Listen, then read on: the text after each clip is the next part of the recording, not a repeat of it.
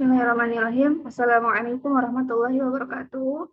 Alhamdulillahirabbil alamin wa bihi nasta'in wa ala umuri dunya waddin. Wassalatu wassalamu ala asrafil anbiya'i wal mursalin wa ala alihi washabbihi ajma'in. Amma ba'd. Perkenalkan, saya Fani Fanita dari kelompok 10 mata kuliah Ushul Tarbiyah An-Nabawiyah. Ingin mempresentasikan tugas mata kuliah dengan judul Perhatian Rasulullah SAW terhadap pendidikan. Baik, langsung saja. Saya akan memperkenalkan anggota kelompok saya yang pertama, yaitu ada saya sendiri, Fani Fanita, dengan teman saya ini Dinda Az-Zahra. Selanjutnya ini materi pertama tentang definisi tarbiyah.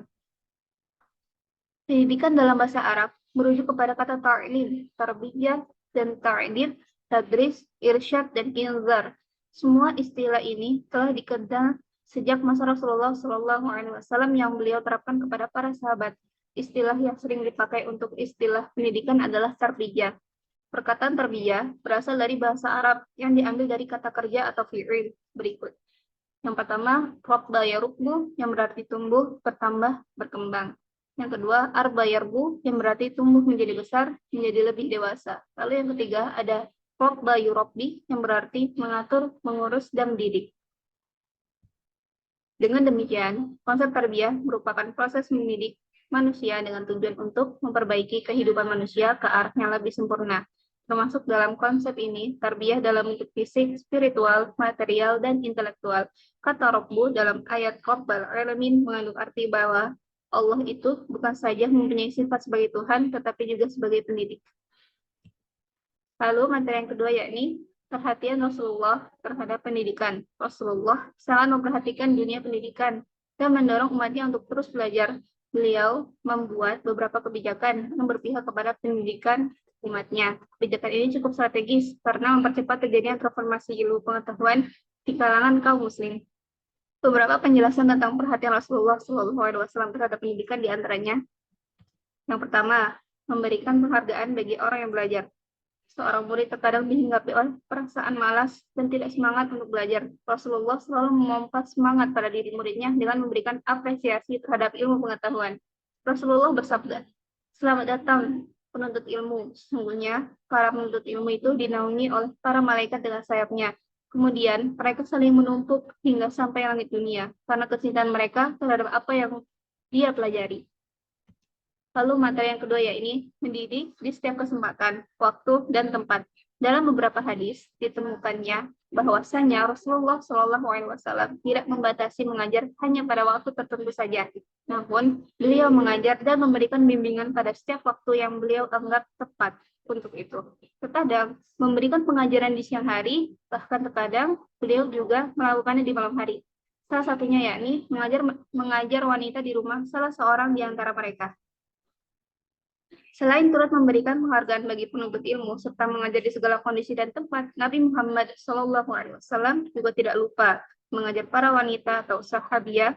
Pada kesempatan tersebut pula, para wanita yang hadir aktif bertanya kepada beliau terkait hal-hal yang ingin mereka ketahui atau sesuatu yang tidak mereka mengerti. Baik, selanjutnya akan dijelaskan oleh teman saya.